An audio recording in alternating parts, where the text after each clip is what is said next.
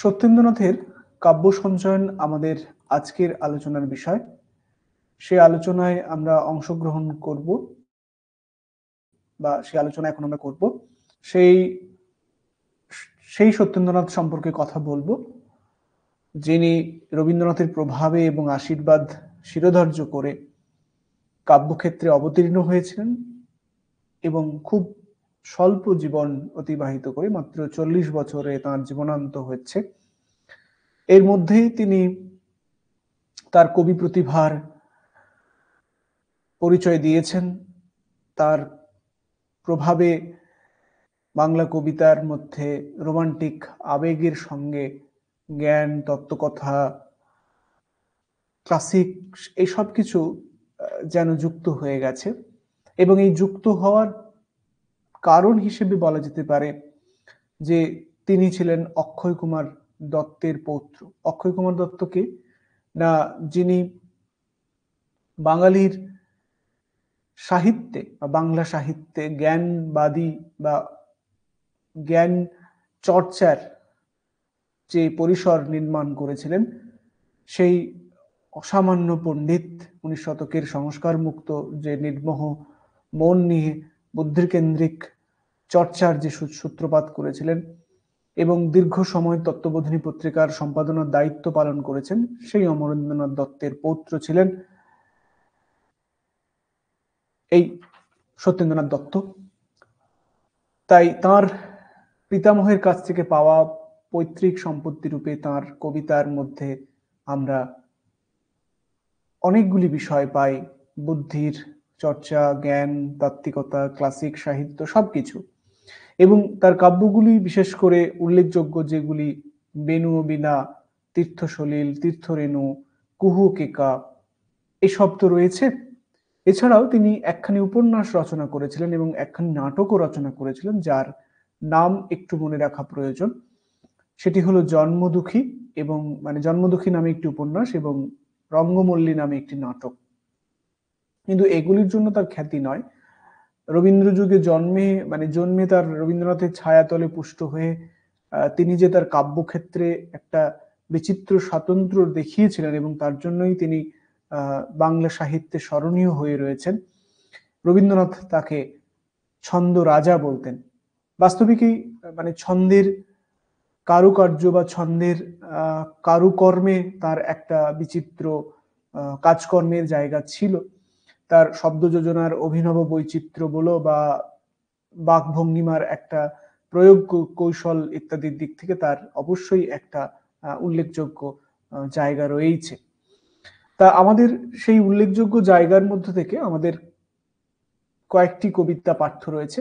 আমরা সেই কবিতাগুলির দিকেই নজর রাখবো এই মুহূর্তে।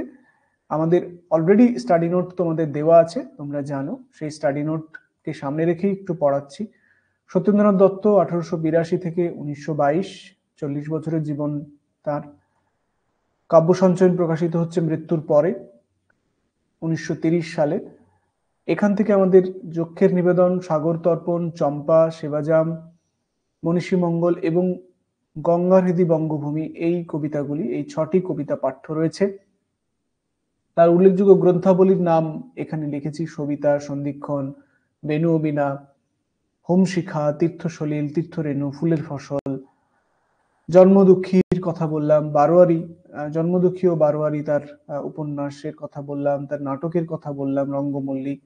এবং এখন আমরা এক নজরে যদি কবিতার তথ্যসূত্রগুলো এখানে দেখি, তাহলে দেখবো যে যক্ষের নিবেদন বস্তুত পক্ষে যে কালিদাসের খণ্ডকাব্য আমরা পাই, যে খণ্ডকাব্যের নায়ক হচ্ছে যক্ষ, সেই মেঘদূত কাব্য, সেই মেঘদূত কাব্যে যক্ষের নিবেদন, বিরোহী যক্ষ তার প্রিয়ার কাছে, মেঘের কাছে যে বার্তা, প্রিয়ার জন্য মেঘের মাধ্যমে যে বার্তা পাঠিয়েছিল, সেই যক্ষেরই এখানে নিবেদন। মন্দাক্রান্ত ছন্দের অনুকরণে লেখা। আমি ছন্দের ক্ষেত্রে বললাম যে ছন্দের তার অপরিসীম কারুকার্য বা বৈচিত্র্যের কথা তো বলতেই হয়। সাগর তর্পণ বিদ্যাসাগরকে নিয়ে লেখা, চম্পা একটি ফুলকে নিয়ে লেখা।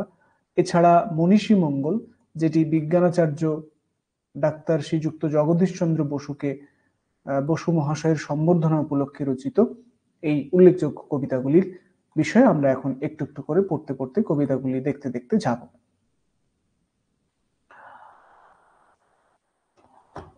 প্রথম আমরা যে কবিতাটির দিকে নজর দেব সেই কবিতাটির নাম হচ্ছে যক্ষের নিবেদন। যক্ষের নিবেদন এই কবিতাটির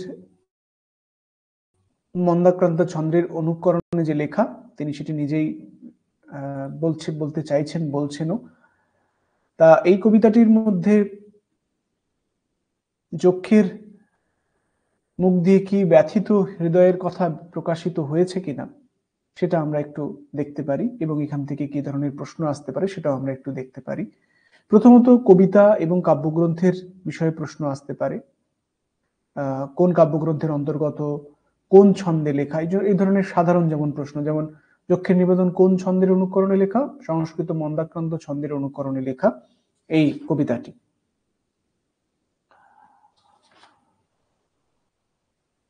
কবি লিখছেন, পিঙ্গল বিহ্বল ব্যথিত নভতল কই গো কই, মেঘ উদয় হও, সন্ধ্যার তন্দার মূরত ধরি আজ, মন্ত্র মন্থর বচন কও। সন্ধ্যার তন্দ্রার মূরতি ধরি আজ, মন্দ্র মন্থর বচন কও। সূর্যের রক্তিম নয়নে তুমি মেঘ, দাও হে কজ্জল পাড়াও ঘুম, বৃষ্টির চুম্বন বিথারি চলে যাও, অঙ্গে হর্ষের পড়ুক ধুম। বৃক্ষের গর্ভেই হয়েছে আজুজেই, আজ নিবাস যার গোপন লোক, সেই সব পল্লব সহসা ফুটিবার, হৃষ্ট চেষ্টায় কুসুম হোক। গ্রীষ্মের শেষ ভরিয়া সানুদেশ, স্নিগ্ধ গম্ভীর উঠুক তান, বৃক্ষের দুঃখের করহে অবসান, যক্ষ কান্তার জুড়াও প্রাণ। শৈলের পৈঠায় দাঁড়ায়ে আজি হায়, প্রাণ উধায় ধায় প্রিয়ার পাশ, মূর্ছার মন্তর ভরিছে চরাচর, ছাই নিখিলকার আকুল শ্বাস। ভরপুর অশ্রুর বেদনা ভারাতুর, মৌন কোন সুর বাজায় মন, বক্ষের পঞ্জর কাঁপিছে কলেবর, চক্ষের দুঃখের নিরঞ্জন। রাত্রির উৎসবে জাগিল দিবসেই, তাই তো তন্দ্রার ভুবন ছায়, রাত্রির গুণ সব দিনের দিল দান, তাই তো বিচ্ছেদ দ্বিগুণ হায়। ইন্দ্রের দক্ষিণ বাহু সে তো তুমি দেব, পূজ্য লও মোর পূজার ফুল, পুষ্কর বংশের চূড়া যে তুমি মেঘ, বন্ধু দৈবের ঘুচাও ফুল। নিষ্ঠুর যক্ষেশ নাহিক কৃপালেশ, রাজ্যে আর তার বিচার নেই, আজ্ঞার লঙ্ঘন করিলে একে আর, শান্তি ভঞ্জন দুজনকে। হায় মোর কান্তার নাছিল অপরাধ, মিথ্যাশয় সেই কতই ক্লেশ, দুর্ভর বিচ্ছেদ অবলা বুকে বয়, পাংশু কুন্তল মলিন বেশ। বন্ধুর মুখ চাও সব সখা হে সেথা যাও, দুঃখ দুস্তর তরাও ভাই, কল্যাণ সংবাদ কহিও কানে তার, হায় বিলম্বের সময় নাই।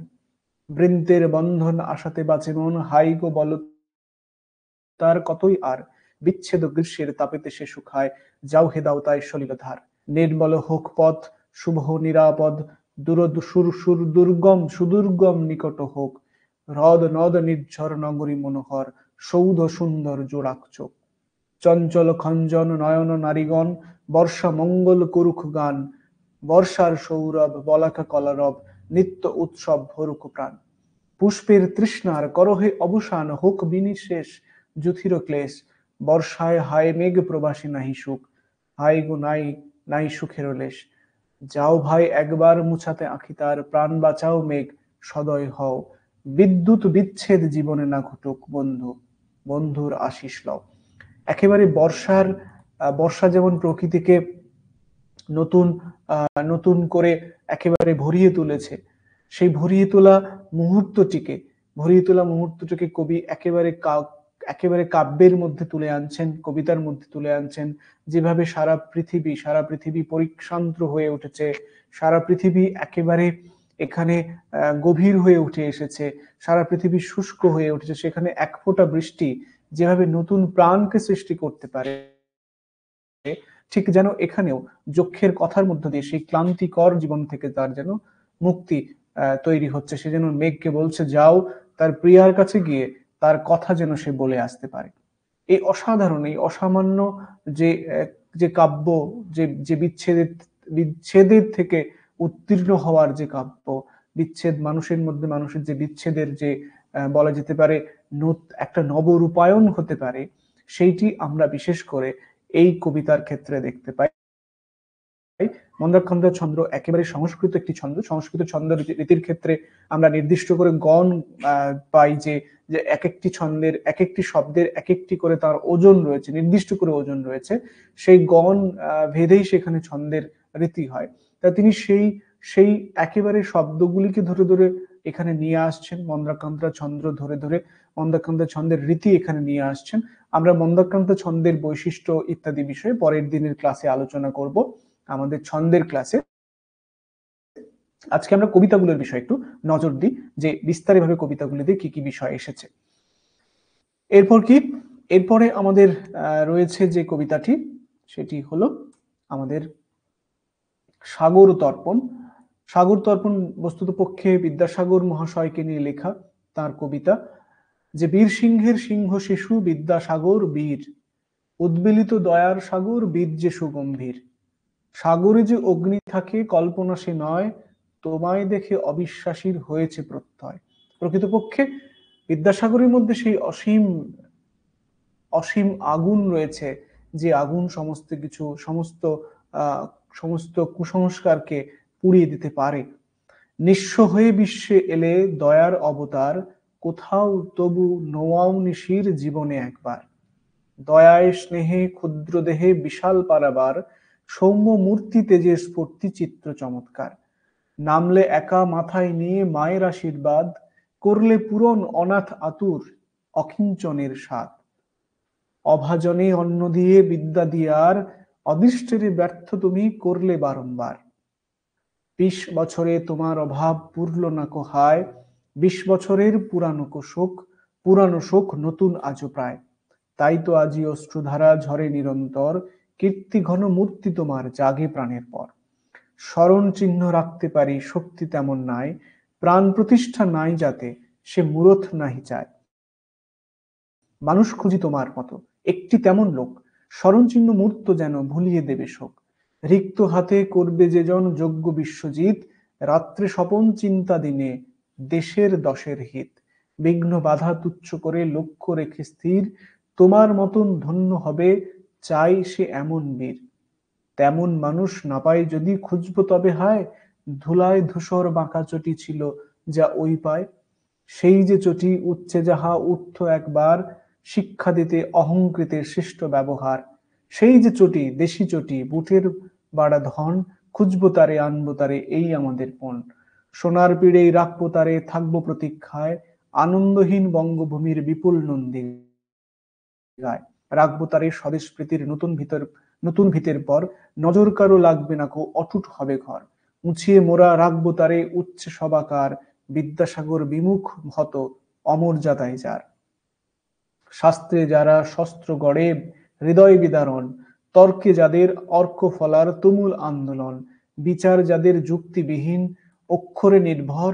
সাগরের এই চটি তারা দেখুক নিরন্তর, দেখুক এবং স্মরণ করুক সব্যসাচীর রণ, স্মরণ করুক বিধবাদের দুঃখ মোচন পণ, স্মরণ করুক পাণ্ডারূপী গুন্ডা দিগের হার, বাপমা বিনা দেবতা সাগর মানেই না আর, অদ্বিতীয় বিদ্যাসাগর মৃত্যু বিজয় নাম, ওই নামে হায় লোভ করেছে অনেক ব্যর্থ কাম, নামের সঙ্গে যুক্ত আছে জীবনব্যাপী কাজ, কাজ দেবে না নামটি দেবে একই বিষম লাজ, বাংলাদেশের দেশি মানুষ বিদ্যাসাগর বীর, বীর সিংহের সিংহ শিশু বীর যে সুগম্ভীর, সাগরে যে অগ্নি থাকে কল্পনা সে নয়, চক্ষে দেখে অবিশ্বাসীর হয়েছে প্রত্যয়।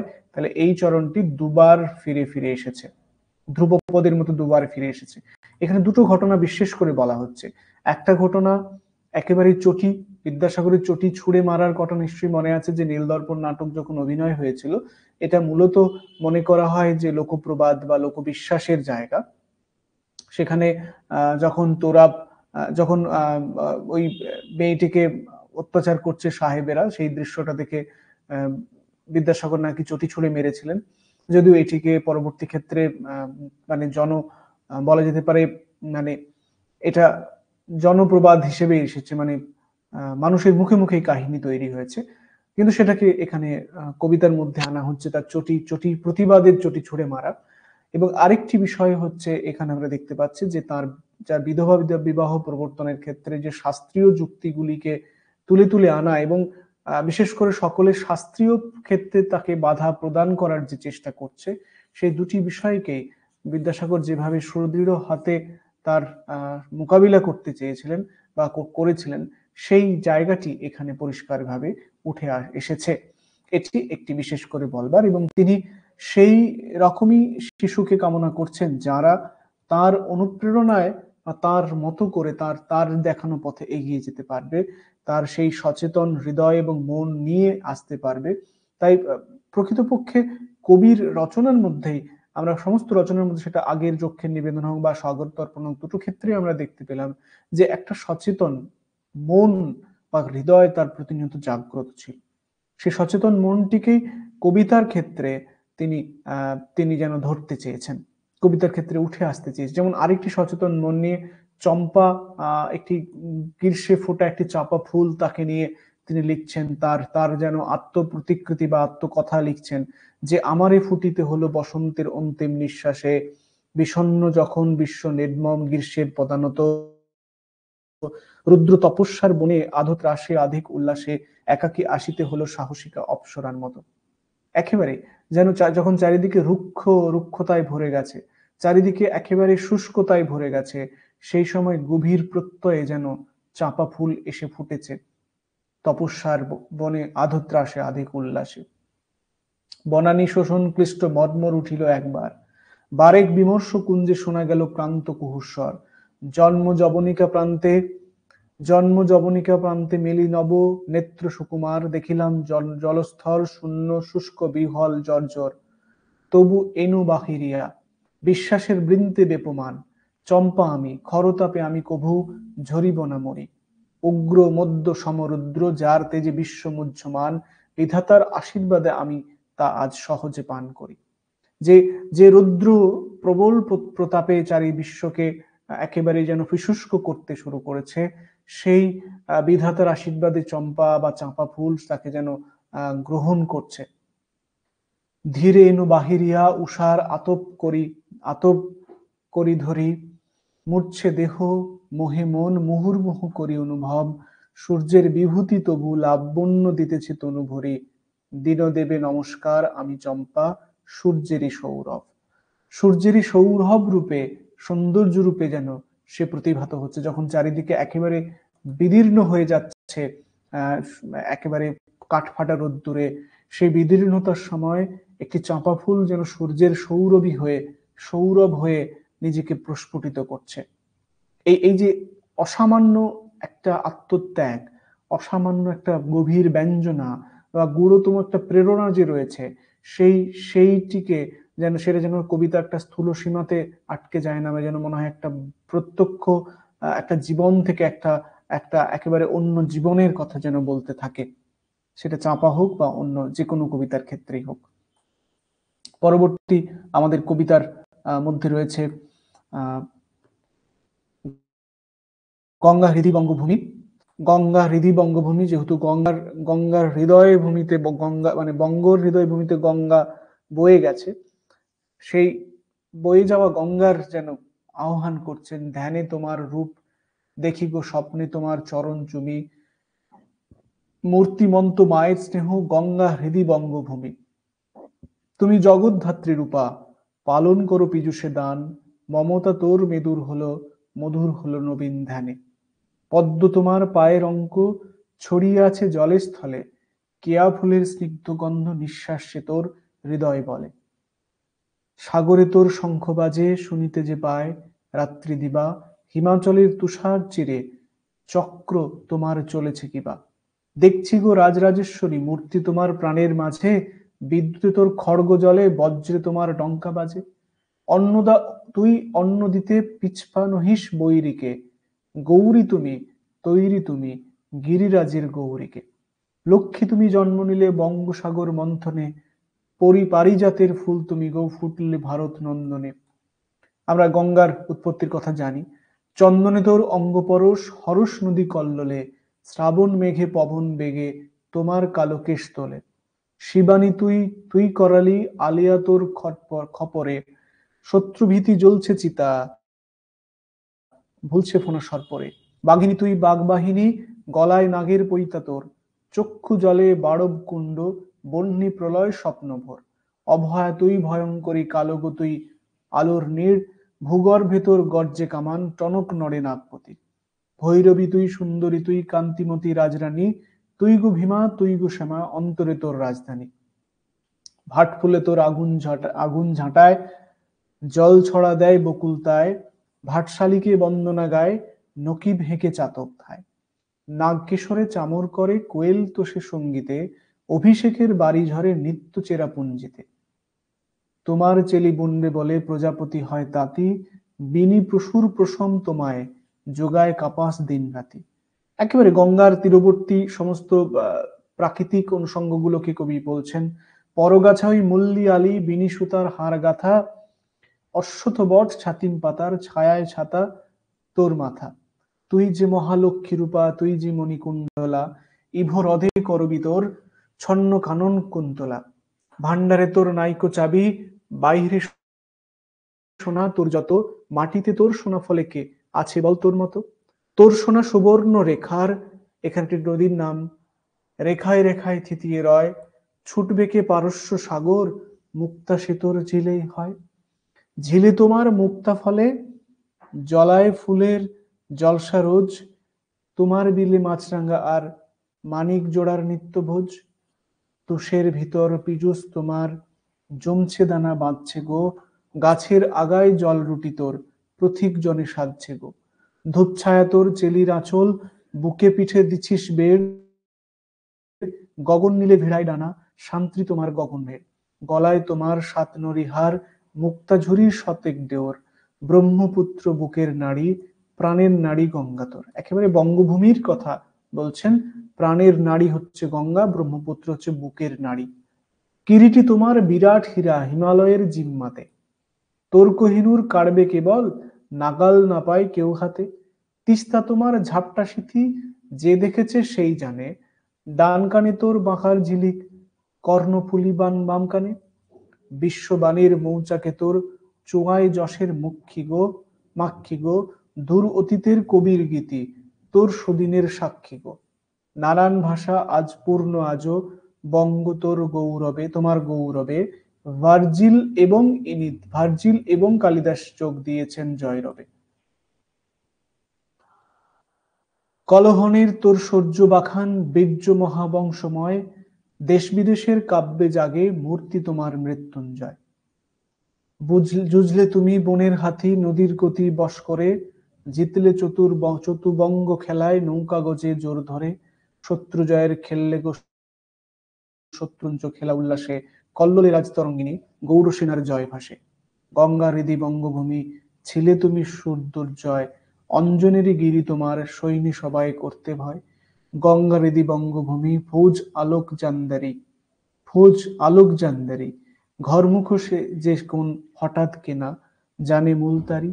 তখনও কেউ ভোলেনি বাহুর বল, তখনও যে কীর্তি খ্যাতি জাগত তোমার আশিঙ্গল। তখন যে তুই সবল স্বাধীন, তখন সহস্বন্ত্র, সাম্রাজ্যেরই স্বর্গসিঁড়ি, গড়ছ তখন অতন্ত্র। ধ্যানে তোমার সেরূপ দেখি গঙ্গাহৃদি বঙ্গদেশ, তিথি আনন্দাশ্রু জলে, ক্ষণেক ভুলি সকল ক্লেশ। কলিযুগের তুই অযোধ্যা, দ্বিতীয় রাম তোর বিজয়, সাতখানা যে ডিঙ্গা হয়ে রক্ষপুরী করলে জয়। রাম যা স্বয়ং পারেননি গো, তাও যে দেখলি করলে সে, লঙ্কাপুরীর নাম ভুলিয়ে ছত্রদণ্ড ধরল সে। দিঘি জাঙ্গাল দেউল দালান গড়ল দ্বীপের রক্ষী গো, বঙ্গ মহালক্ষ্মী রূপা জননী রাজলক্ষ্মী গো। ইচ্ছামতি ইচ্ছা তোমার, অজয় তোমার জয় ঘোষে, পদ্মা হৃদয় মৃণাল পদ্র মৃণাল সঞ্চারে বল হৃদকোষে। ডাকাতে আর মেঘনাতে তোমায় ডাকছে মেঘের মন্দ্রে গো, ভৈরবে আর দামোদরে জপছে মাভৈ মন্ত্র গো। প্রশ্ন হতে পারে যে বঙ্গ এই কবিতায় ভৈরব এবং দামোদর নদীতে কি জপ মন্ত্র হচ্ছে বলছেন। রাড়ের ময়ূরাক্ষী তুমি, বঙ্গে কপোতাক্ষী নদী, সাপের ভীতি রমার প্রীতি, দুই চোখে তুই সাধিস তুই। উৎসাহকর চাঁদ সদাগর, উৎসাহিতর পুত্র সব, ঘুচিয়ে দিচ্ছে চরিত্র গুণে, বেনে নামের অগৌরব। সকল গুণে শ্রেষ্ঠ হয়ে সৃষ্টি নামটি কিনল গো, সাধু হলো উপাধি বাই, সাধুত্বে মন জিনল গো। সিন্ধু সাগর বিন্দু সাগর লক্ষ্যপতি সীমন্ত, বঙ্গে আজও জাগিয়ে রাখে লক্ষ্মী প্রদীপ নিমন্ত। কামরূপা তুই কামাখ্যা তুই, দাক্ষায়ণী দক্ষিণা, বিশ্বরূপা শক্তিরূপা নৌ তুমি দিনহীনা। 84 তোর সিদ্ধ সাধক নেপাল ভুটান তিব্বতে, চীন জাপানের সিদ্ধি বিলায় লঙ্গি সাগর পর্বতে। হাতে তাদের জ্ঞানের মশাল, মাথায় সিদ্ধি বর্তিকা, সত্য ও সিদ্ধার্থ দেবের বিলায় মৈত্রী পত্রিকা। শিষ্য সেবক ভক্ত এদের হয়নি লোভ নিঃশেষে, অনেক দেশের মুগ্ধ চক্ষু নিবন্ত সেই দেশে। যেথায় আশার ভাষা জাগছে আবার সেইখানে, ফলগুতে ফের পদ্মা জাগে জীবনধারার জয়গানে। জাগছে সুপ্ত জাগছে গুপ্ত জাগছে গো অক্ষয় বটে, কবির গানে জ্ঞানীর জ্ঞানে ধ্যান রসিকের ধ্যান পটে। অশেষ মহাপীঠ গো তোমার আজকে ভুবন উজ্জ্বলে, অংশে তোমার মার্কিনে আজ অঙ্গ তোমার বৃষ্টলে। বিশ্ব বাংলা উঠছে গড়ে, জাগছে প্রাণের তীর্থ গো, জাতির শক্তিপীঠ জগতে গড়ছে মোদের চিত্ত গো। তার পিছনে দাঁড়িয়ে তুমি মোদের স্বদেশ মাতৃকা, দিচ্ছ বুদ্ধি দিচ্ছ গো বল, জ্বালিয়ে আখির স্থির শিখা। মরণ কাঠি জীবন কাঠি দেখছি গো তোর হাতেই তুই, ভাঙন দিয়ে ভাঙিস আবার পড়িয়ে পলি করিস তুই। নদ নদী তোর প্রাণের আবেগ বাণের জবা রাঙা, পলি দিয়ে পল্লী গড়িস ভাঙন তিমির দাঁত ভাঙা। গম ধাতু তোর দেহের ধাতু, গঙ্গা হৃদির নামটি গো, গতির ভুখে চলিস রুখে বাংলা সোনার তুই মৃগ। গঙ্গা শুধুই গমন ধারা, তাই সে হৃদয়ে আঁকড়েছিস, বুকের শিকড় দিয়ে গতির ধারা পাকড়েছিস। সংহিতাতে তোমায় কভু করতে নারে সংযত, বৌদ্ধ নহিস হিন্দু নহিস নবীন হওয়া তোর বত। চিরজীবন মন্ত্র জানিস, চিরযুগের রঙ্গিনী, শিরিষ ফুলের পানবাটা তোর ফুল্ল কদম অঙ্গিনী। হেসে কেঁদে সাধিয়ে সেধে চলিস মনে রাখিস নে, মনু তোর মন্দ বলে তা তুই গায়ে মাখিস নে। কীর্তিনাশা ফুর্তি তোমার জানিস নে তুই দীর্ঘ শোক, অপরাজিতা কুঞ্জে নীতি হাসছে তোমার কাজল চোখ। কে বলে রে নেই তোর কিছু নেই কো সাক্ষী গৌরবের, কে বলে নেই হাওয়ায় নিশান পারিজাতের সৌরভের। চোখ আছে যার দেখছে সেজন, অন্ধজনে দেখবে কি, উষার আগে আলোর আভাস সকল চোখে উঠবে কি। যে জানে সে হিয়ায় জানে আপন চিত্ত গো, জানে প্রাণের গভীর ধ্যানে, নও যে তুমি মিথ্যা গো। আজ তুমি থাকবে তুমি জগৎ জুড়ে জাগবে যশ, উঠলে ফিরে উঠবে গো তোর ত্রাম্য মধুর প্রাণের রস। গরুধ্বজে উষার নিশ্বাস লাগছে গো, বিন্তা তোর নতির নীড়ে গরুড় যা বুঝি জাগছে গো। জাগছে গানের তানে প্রাণের প্রবল আনন্দে, জাগছে জ্ঞানে আলোর প্রাণে মেলছে পাখা সম্বন্ধে। জাগছে ত্যাগে জাগছে ভোগে, জাগছে দানের গৌরবে, আশার সুষার জাগছে উষার স্বর্ণ কিশোর সৌরভে। ধাত্রী তোমায় দেখছি আমি, দেখছে জগৎ ধাত্রী বেশে, জয় গানে তোর প্রাণ ঢেলে মোর গঙ্গা হৃদি বঙ্গদেশ। একেবারে মূলত গঙ্গার মানে গঙ্গাভূমি বঙ্গদেশের সব মানে প্রার্থনা বা তার যে প্রশস্তি যেন রচনা করছেন, যে প্রশস্তিতে মধ্যে স্বাধীনতার নতুন সূর্য যে জেগে উঠবে তার একটা আভাস সেখানে রয়েছে। মনীষী মঙ্গল জগদীশচন্দ্র বসুকে সামনে রেখে কবিতাটি লেখা, যেখানে আমরা দেখতে পাচ্ছি বিজ্ঞানাচার্য লেখাই আছে, বিজ্ঞানাচার্য জগদীশচন্দ্র বসুকে সম্বর্ধনা উপলক্ষে রচিত।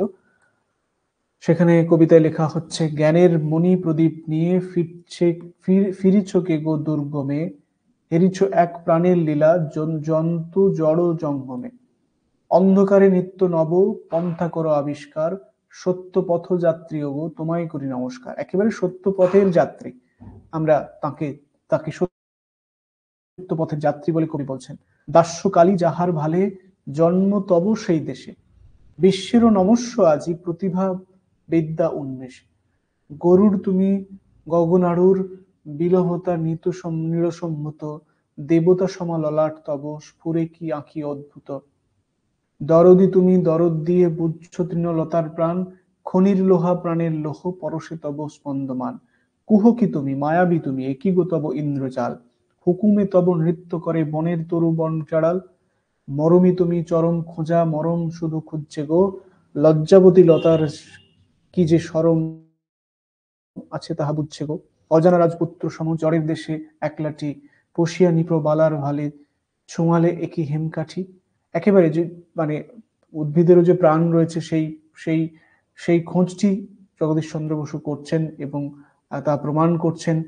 সেই জড়ের ততদিন অবধি উদ্ভিদকে যে জড় বলে মনে হয়েছে সেই জড়ের প্রাণ কে যেন আবিষ্কার করছেন, সেটি কথাটি কবিতার মধ্যে উঠে আসছে।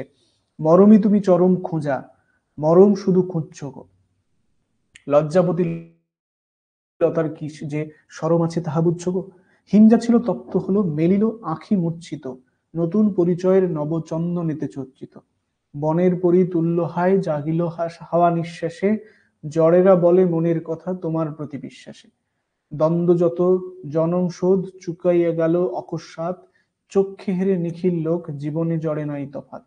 ভবন ভরি বিরাজ করে অনন্ত অখণ্ড প্রাণ, প্রাণেরই অচিন্ত লীলা জন্তু জড়ে স্পন্দমান।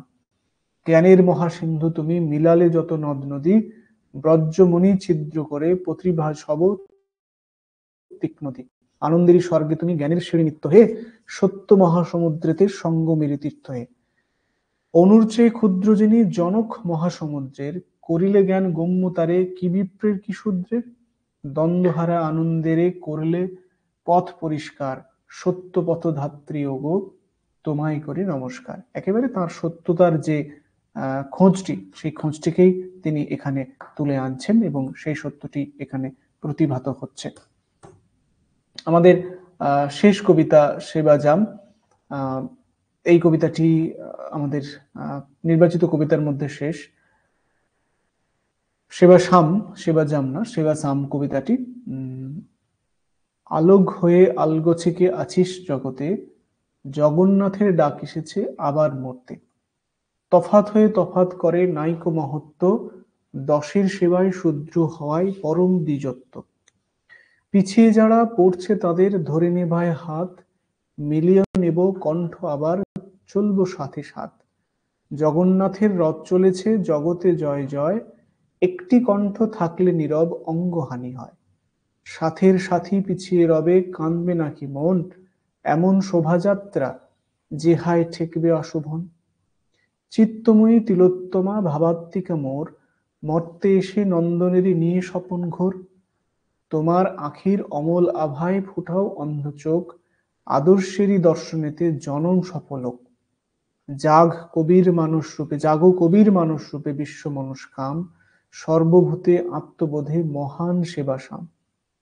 এক অরূপের অঙ্গ মোরা লিপ্ত পরস্পর, নারীর যোগে যুক্ত আছি নৈক স্বতন্ত্র। একটু কোথাও বাজলে বেদন বাজে সকল গায়, পায়ের নখের ব্যথায় মাথার টনক নড়ে যায়। ভিন্ন হয়ে থাকবো কি হয় মন মানে না বোঝো, ছিন্ন হয়ে বাঁচতে নারী নইরে পরুভোজ। তফাৎ থেকে হিতের সাধন মোদের ধারা নয়, ভিক্ষা দেওয়ার মতন দেওয়ায় ভরবে না হৃদয়। অনুগ্রহের পায়েসে কেউ ঘেঁষবে না গন্ধে, আপন জেনে খুদ কুড়াও দাও খাবো আনন্দে। পরকে আপন জানতে হবে ভুলতে আপন পর, অগাধ স্নেহ অসীম ধৈর্য অটুট নিরন্তর। পিতার দৃঢ় ধৈর্য মাতার গভীর মমতা, প্রত্যেকেরই মধ্যে মোদের পায় গো সমতা। পিতার ধৈর্য মানব সেবা করো প্রতিদিন, মাতার স্নেহ বিশ্বে শুধু শুদ্ধ মাত্র ঋণ। বিশ্বের যে আমাদের যে বিভেদ, সে বিভেদটাকে কবি চাইছেন দূরীভূত হোক, যে সব থেকে পিছিয়ে রয়েছে তাকে এগিয়ে আনা হোক, তার সঙ্গে গিয়ে পাশে দাঁড়ানো হোক, দাঁড়াতে হবে আমাদের। দীপ্তিহারা দীপকে নিয়ে কে মুক্তি মলিন গো, চকমকিকার হাতে আছে জাগাও স্ফুলিঙ্গ। জাগাও শিখা সঙ্গীরা সব মশাল জেলে নিক, এক প্রদীপের প্রবর্তনায় হোক আলো 10 দিক। এক প্রদীপে দিকে দিকে সোনা ফোলাবে, একটি ধারা মরুভূমির মরম গলাবে। সত্য সাধক এগিয়ে এসো জ্ঞানের পূজারী, অজ্ঞ মনের অন্ধ গুহায় আলোক বিথারী। শিল্পী কবি সুন্দরেরই জাগাও সুষমা, অশোভনের আভাস হতে দিও না জমা। কর্মী আনো সুধার কলস সিন্ধু মথিয়া, দুস্থ জনে সুস্থ করো আনন্দ দিয়া। সুখী তোমার সুখের ছবি পূর্ণ হতে দাও, দুঃখী হিয়ার দুঃখ করো হরষ যদি চাও। নইলে মিছে শ্মশানে আর বাজিও না বাসি, হেসো না ওই অর্থবিহীন বিভৎস হাসি। এসো ওঝা ভূতের বোঝা নামাও এবারে, নিজের রুগ্ন অঙ্গ জেনে রোগীর সেবারে। জীবনে হোক সফল নব ত্রিবিদ্যা সাধন, সহজ সেবা সরল প্রীতি চিত্র প্রসাধন। বিশ্বদেবের বিরাট দেহে আমরা করি বাস, তপন তারার নয়ন তারার একটি নীলাকাশ। এক বিনা দুই জানে না কো একের উপাসক, সবাই সফল না হলে তাই হব না সার্থক। নিখিল প্রাণের সঙ্গে মোদের ঐক্য সাধনা, হিয়ার মাঝে বিশ্ব হিয়ার অমৃত কোনা। সবার সাথে সবার সাথে যুক্ত আছি চিত্তে জেনেছি, প্রীতির রঙে সেবার রাখি রাঙিয়ে এনেছি। কাজ পেয়েছি লাজ গিয়েছে, মেতেছে আজ প্রাণ, চিত্তে উঠে চিরদিনের চির নতুন গান। বেঁচে মোরা থাকবো না আর আলোক আলগোছে, লগ্ন শুভ রাখবো না আজ শঙ্কা সংকোচে। বাড়িয়ে বাহু ধরবো বুকে রাখবো মমত্ব, মোদের তপে দগ্ধ হবে শুষ্ক মহত্ব। মোদের তাপে কোকড়া কুড়ির কণ্ঠে হবে কোনটা হবে দূর, শত দলের সকল দলের স্ফূর্তি পরপর। জগন্নাথের রথ চলিল উঠছে জয় রব, উদ্বেধিত চিত্ত আজি সেবা মহোৎসব। প্রকৃতপক্ষে সেবার সেবার মন্ত্রে সকলেকে দীক্ষিত করার আহ্বান এই কবিতার মধ্যে যেন উঠে এসেছে। জগন্নাথের রথ টানার সময় যেমন সবাই, আর কোনো বিভেদ সেখানে থাকে না, সবাই একসঙ্গে সেই কাজটির সঙ্গে যুক্ত হয়। প্রকৃতপক্ষে সত্যেন্দ্রনাথের এই যে কবিতাগুলি, সেগুলির মধ্যে একটা গভীর আবেগ প্রবণতা তো রয়েছে। আবেগপ্রবণ হলেও এক প্রকার বুদ্ধির উজ্জ্বলতা বা একটা আস্তিক্যবোধের সংযম কল্পনা এক্ষেত্রে তাকে নিয়ন্ত্রণ করছে। ভারতের যে প্রাচীন এবং মধ্যযুগের ইতিহাস, সেটা তো তার এই যে কবিতাগুলোর বা যে কবিতাগুলো আমরা পড়লাম তার একটা অন্যতম বলা যেতে পারে সম্পদ, যে এই জায়গাগুলো সত্যেন্দ্রনাথ খুব বড় করে ধরছেন। প্রেম এবং প্রকৃতি এবং কাব্য রঙ্গভূমির প্রধান একটা বিষয় রূপে তিনি নিয়ে আসছেন, এবং তিনি বস্তুতপক্ষে একটা জিনিস অনেক সমালোচকই এক্ষেত্রে বলেছেন যে তার কবিতাগুলো যতটা না কানের, মানে আমরা যখন পড়ছিলাম নিশ্চয়ই মনে খেয়াল করছো যে ভীষণ কানে শ্রুতিমধুর লাগছে, কিন্তু এই কবিতাগুলো প্রাণের দাবি মেটাতে, প্রাণের বক্তব্য মেটাতে কিন্তু ততখানি সফল হতে পারেনি। মানে সত্যেন্দ্রনাথ কবিতা কানের দাবি মিটিয়েছে, প্রাণের দাবি সেক্ষেত্রে মেটাতে পারেনি। মানে প্রেম সৌন্দর্যকে তিনি একেবারেই, যক্ষের নিবেদন পড়লাম নিশ্চয়ই বুঝতে পারছে, একেবারেই শব্দের মধ্যে তিনি আঁটোসাঁটো করে রেখেছেন। বা জীবন সম্বন্ধে তার যে কোন খুব যে বিশেষ একেবারে নতুন দৃষ্টিভঙ্গি আমরা তার সেবাশ্যাম বা মনীষা মঙ্গল এই ধরনের কবিতায় দেখতে পাই না। বা বলা যেতে পারে মানে একেবারে কোনো গূঢ় রহস্য তার কবিতার মধ্যে কিন্তু সেভাবে উঠে আসেনি। এটা তার কবিতার একটা বৈশিষ্ট্য। কিন্তু আমি আবারও বলেছি যে আমাদের পরীক্ষার সঙ্গে এই কবিতাগুলোর ব্যাখ্যা, এই কবিতাগুলোর মানে এগুলো খুব একটা প্রয়োজন নয়। কবিতাটা পড়ে রাখা এবং কবিতার অন্তর্গত যে তথ্যসূত্র যেগুলো আমি দেখাচ্ছিলাম, যে কোনো কোনো টেক্সটের নাম, কোনো কোনো বইয়ের নাম, কোনো কোনো জায়গার নাম, স্থানের নাম, কবির নাম, এই যে নানান রকমের তথ্যসূত্রগুলো রয়েছে, সেই তথ্যসূত্রগুলো আমাদের কাছে সবচেয়ে জরুরি। সেই জন্য এই তথ্যসূত্রগুলোকে আমি আলাদা করে দেখিয়ে দেখিয়ে তোমাদের পড়ালাম, যাতে তোমাদের অবশ্যই যখন তোমরা পড়বে তখন যাতে এটা একটা মাথার মধ্যে থাকে যে কি কি বিষয়ের দিকে আমাদের খেয়াল রাখতে হবে।